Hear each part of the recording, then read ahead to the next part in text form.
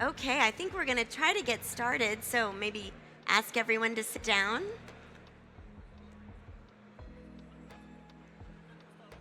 Okay, well, good afternoon, everybody.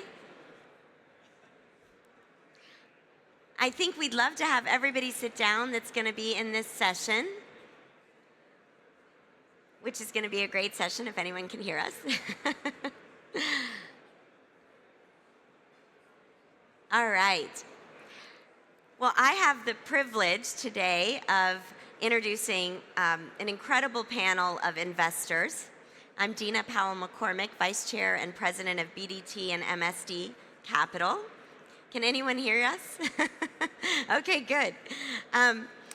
So we have Scott Goodwin, co-founder and managing partner of Diameter Capital Partners, Secretary of State Mike Pompeo, the 70th Secretary of State of the United States, and Executive Chairman of Impact Investments, Bob Prince, co-CIO of Bridgewater Associates, Barry Sternlicht, Chairman and CEO of Starwood Capital Group, and Patrick Zhong, who's with us, founding managing partner of M31 Capital. Thank you all for being here today. Truly some of the smartest minds in alternative asset investment.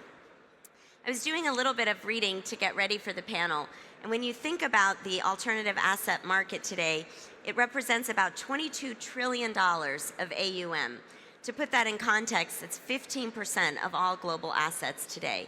And in a volatile market, I think investors are really wondering how to think about that spread and where to make those investments most thoughtfully. Scott, I'm going to start with you. I kind of think of Scott today as our private credit guru, if I may. Diameter Capital is doing such a remarkable job. But you and I have talked recently about just the current level of volatility in the markets and how you see credit rates evolving in those markets, both as yield-generating products, but also as potential hedges against broader market risks. Tell us a little bit of the state of private credit today. Thanks, Dina. Can you hear me? I can hear you. Yeah. All right. Private credit, obviously, when you talk about alternatives, it's the buzzword. Everyone's chasing it. Everyone's going into it.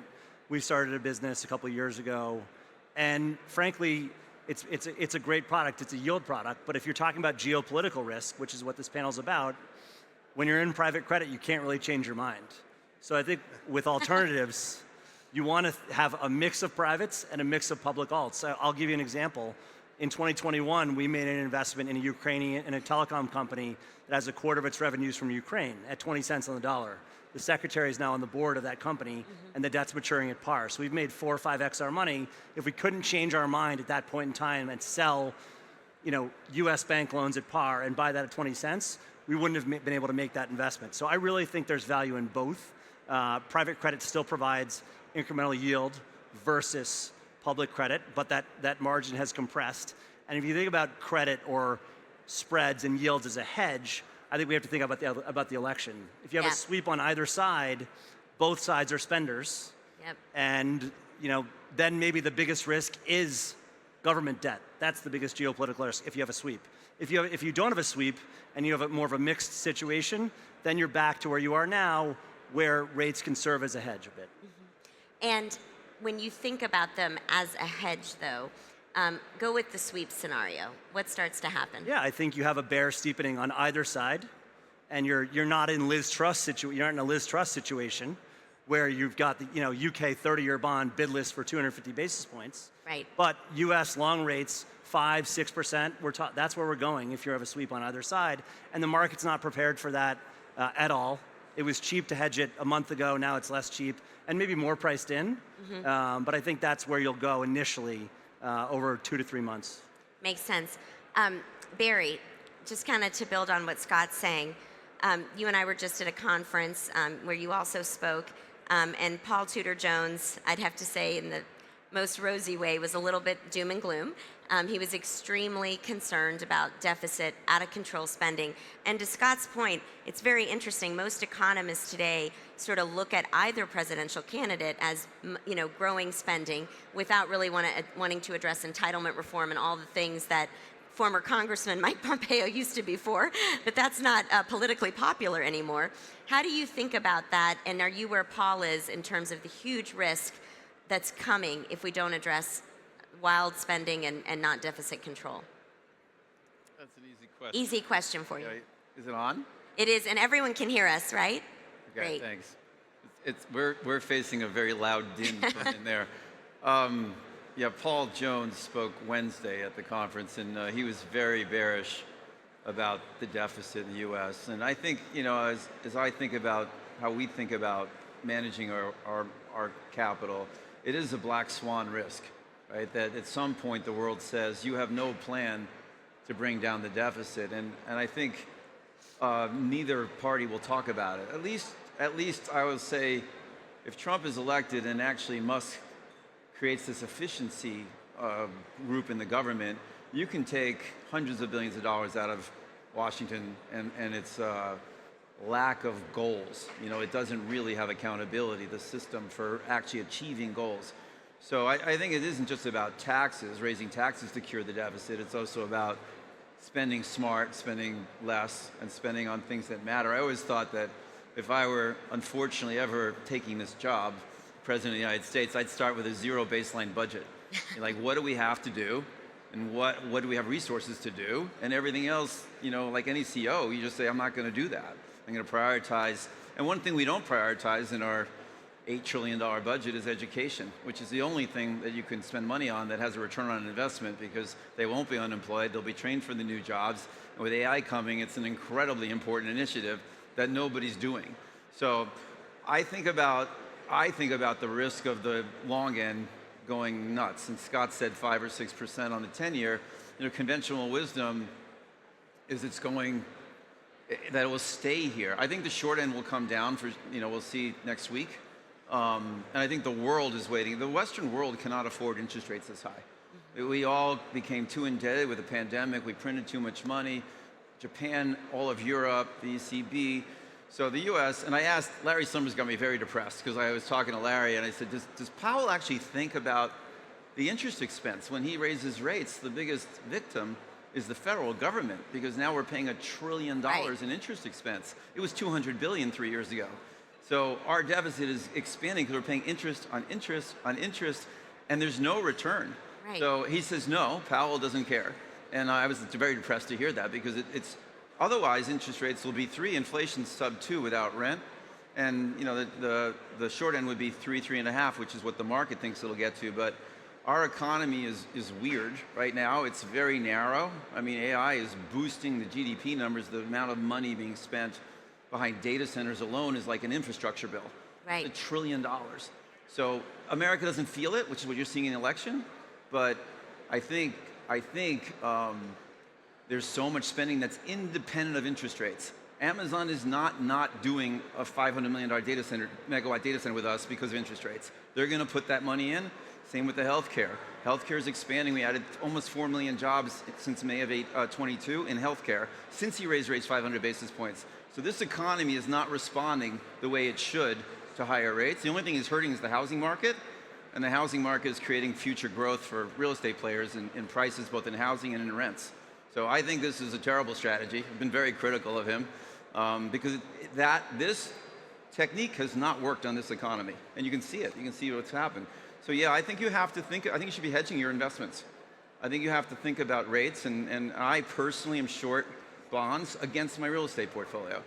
So because I think you have to think about what happens if rates get out of control and one day nobody shows up. Right. The Chinese aren't buying our debt anymore, so who's going to buy it? So. Say a little bit more about the housing market and the commercial real estate market. Sure. It's interesting. You see a lot of tightening in some areas. Some states are benefiting. Give us both kind of the state of play nationally and where geographically you're most worried about. Yeah, well, let's focus quickly on the U.S. I mean, we had a 4 million housing deficit going into this rate rise, coming out of builders that were a lot more less speculative coming out of the GFC. And now he's at another million deficit to the housing. So but you're still finishing. The last of the projects started pre-rate rise. So this year we'll have 600,000 apartments finished, but in 2026 it'll be 230,000. So there's a huge drop, which means there'll be future rent increases, which will be in inflation, since a third of CPI is rent equivalent, right? Right. So he's creating future inflation. And the housing market, we're building 750,000 homes instead of 1 million. And the market has shifted to majors from the publics, from the small builders, because they can't get credit, because the regional banks are shut. So the market is completely changed. And when it comes back, I think you'll see people are not moving in the United States. So existing home sales have fallen from 6 million to 4 million because nobody wants to give up their 3% mortgage. Right. But I think the whole living complex, whether it's single family, land, residential, those are all really good investments to make today for a lower rate environment in the future, which I think we will see even if the long end goes up. I think you'll see the short end come down. So, and housing, there's no MLS in Europe. There actually is no, so there's interesting opportunities. You mean no inventory? There's no central inventory system. And in Europe, you really hire a broker, and he has that inventory. It's crazy that doesn't exist, but there are people trying to fix that. But it's sort of odd. And in places like the Middle East, the housing markets have been buoyant, and there's infinite demand. But everyone across the globe needs affordable housing. Yep. And it's the #1 issue and challenge that we all look at. His Excellency spoke about investing with purpose. Everyone wants to figure out how to fix it, and nobody can figure out how to fix it yet. Modular hasn't worked.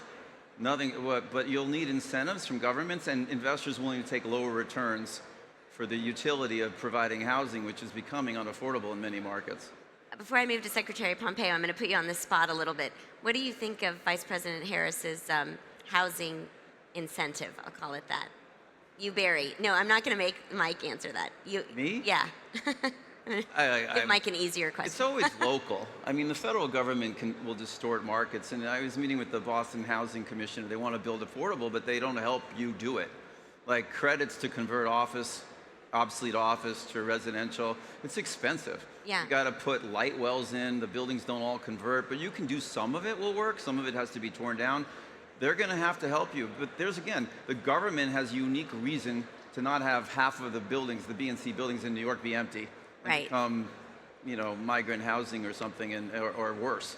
So, not that migrant housing is awful, but you're going to have to readapt the office asset class, and certainly in many U.S. cities, into other uses.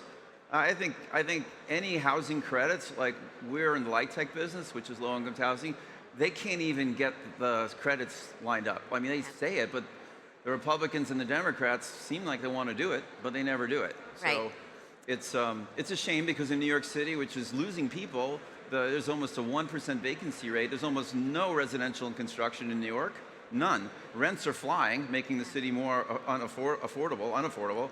And yet the government, the governor tried to pass a bill and it got shot down from the left and the right. Yeah, and that's what's happening. So I have a few questions for you, Secretary Pompeo. CIA Director, Secretary of State, one of the most experienced and seasoned leaders in our country. So I want to get to the global, but just kind of to educate our audience, our international audience, would you agree there's kind of two bipartisan tracks these days? The only things that Republicans and Democrats agree on from a political perspective, the China debate, if you will, standing up to China, but the entitlement reform, taking on the tough issues of deficit spending, where does that even go? Yeah, there's a third thing they agree on. It's that the other one's the bad actor. Yeah, right. So that would be the third overlapping point. No political leader who's run for serious office in the last 6 or 8 years even will talk about this in even the most elemental ways. Even simple things like changing Social Security allocations as people now live longer, things that seem relatively logical are the third rail because the advertisements that you can run against someone who does that are cheap and easy and off the shelf. I remember even, 10 years ago, the Paul Ryan wheelchair commercial driving old ladies off the cliff. I remember Dan Rostenkowski. Anybody remember this? Yeah. He comes out and says, I'm going to fix this, and he has elderly people all over the top of his car. It's going to take real leadership. It will need to, in the end, be bipartisan, and you can't tackle. So you can do it with GDP growth. You can inflate the debt away. Those are two options that are readily available. You can reduce spending. We ought to do that on non-entitlement things. But in the end, it's really about Medicare. It's really about federal health care costs. If you look at the primary driver of deficits over the last 15 years, a significant piece of it is in federal government health care costs, Medicare, Medicaid payments. And just like you can't talk about NHS in the United Kingdom, Yeah. talking about Medicare and even slowing down the rate of increase, the inflation increase for Medicare is political suicide. And unlikely to happen. You know, there's some talk of a Simpson-Bowles type commission where you would get Republicans and Democrats in a room. You know, it just may be, though, before that even happens, we run out of time. Could be. Maybe it'll be, I've got to come up with the right names. Musk Cuban. I don't know. You heard it here first. Serious people. Or Doge. Right, or Doge. Serious people who are thoughtful and are not from the political space. That's Right. really the characteristics, unlike Simpson and Bowles, who were, Yeah. who come at this from just pure math, right? Yeah. And economics. How do you drive productivity increases against, you know, what is now an expenditure on an annual basis that rivals what we spend on security, right? $1 trillion each every year. Yep. It is necessary. I hope it's not a crisis that precipitates that solution, but it may be. In the middle of that, you'll make a bunch of money in the private credit markets until we figure it out. Scott will definitely do that. So putting on your investor hat, now you are advising investors, you're looking at different industries. What do you see as global trends? And you get asked more than anyone I know, what risks should we be worried about as we're investing? Oh, goodness. So I do get asked often because people don't realize that I spent most of my adult life in the private sector before I lost my mind and ran for Congress 10 years ago, 12 years ago. You know, I often get asked, in the States, I get asked about two things. I get asked about the risk from supply chains that are sitting in Mexico with the recent election, new president. What's that mean for this massive economic connectivity between the United States and Mexico? And then there's the ever-present set of issues surrounding the Chinese Communist Party under Xi Jinping and tariffs associated with that. So having worked in the Trump administration, I often get asked, is he serious? Is the number really 60%? Perhaps that's idiosyncratic to me that I get asked about. But those are all risks that I think investors are thinking their way through and how to get their companies that are invested in supply chains properly aligned to reduce balance sheet risk in a very complex geopolitical environment that is more complicated today than it was even 3 or 4 or 5 years ago. Definitely. I want to switch to Patrick and get a little bit more of a global perspective.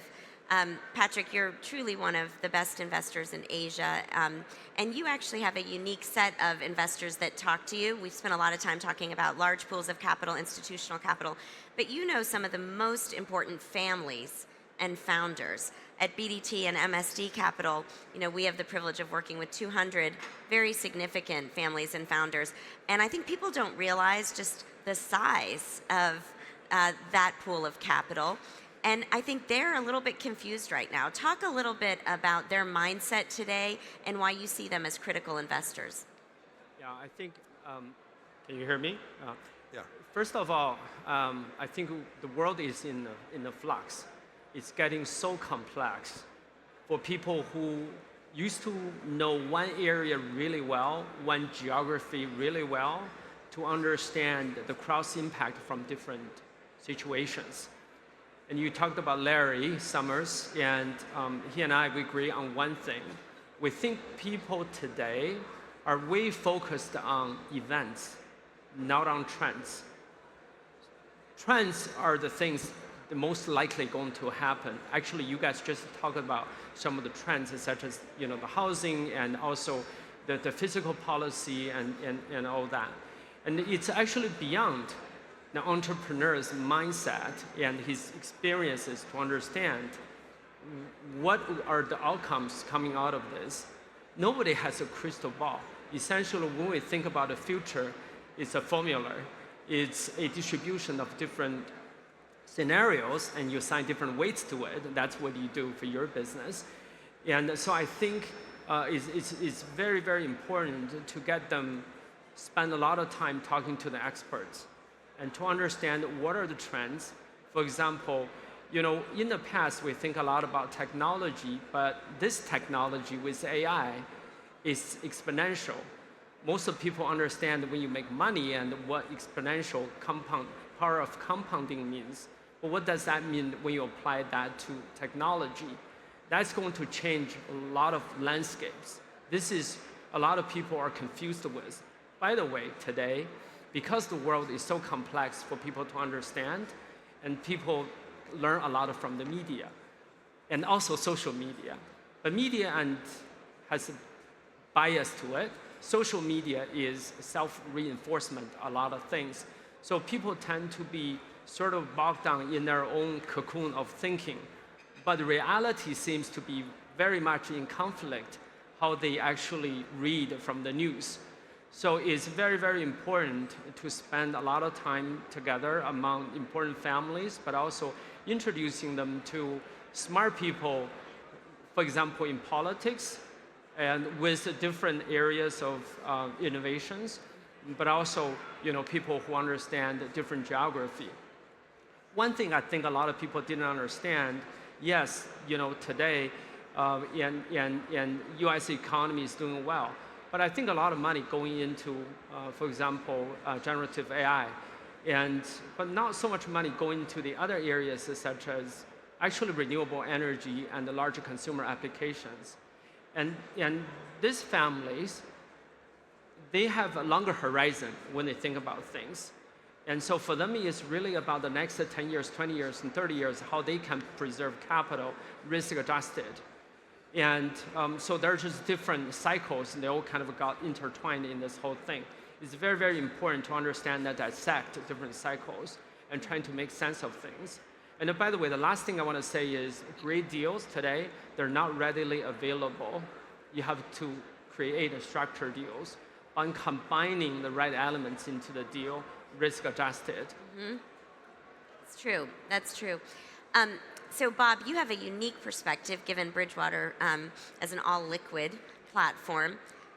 As you're talking to your clients today, tell us a little bit about sort of geographic diversity and how you think about that, and market volatility, how you build the most resilient portfolio today. Well, you're right. Dealing in liquid markets, you really have the advantage of flexibility, and you have the ability to control the influence of macroeconomic conditions on your portfolio. I think those are the two real advantages of a liquid portfolio. And then that extends to geographic, right? Because you can move money very quickly from one part of the globe to another part of the globe. And so I was very interested in what Barry said about he was shorting bonds against his real estate portfolio. And because we've sort of institutionalized that way of managing money, and maybe it's some kind of a new form of alternative or something. But if I take here, if you take the traditional concept of a 70-30 portfolio, and you think about the 70 as your asset portfolio, which can be either liquid or illiquid, and you think about the 30 as the complementary macro complement to that portfolio, the purpose of that 30 is then to complement the assets and make the whole portfolio better, right? And so that can be, for example, today he's short bonds against his real estate portfolio because he's worried about a rise in interest rates and inflation, and that makes total sense. But if you were worried about an economic downturn, you'd actually want to be long bonds. Mm-hmm. So if I'm holding a portfolio of equities and I'm worried about a downturn, I might want to, in my 30, I might want to be long bonds. And if I'm worried about a tightening monetary policy, I might want to be short bonds. And so by having the flexibility of the liquid markets combined with a high returning asset portfolio, the asset portfolio is really the engine of returns. But the resiliency and the consistency can be really augmented in that way. Mm-hmm. That's actually such a good point, and why the diversity of the portfolio really matters too. I can't believe I'm literally getting the hook, as you can see. That went by way too fast. Well, thank you all so much. Thank you, Dean. Really fabulous and interesting conversation. Please give a round of applause for these amazing investors. I was trying to cheat and go longer, but thank you guys so much. Thank you.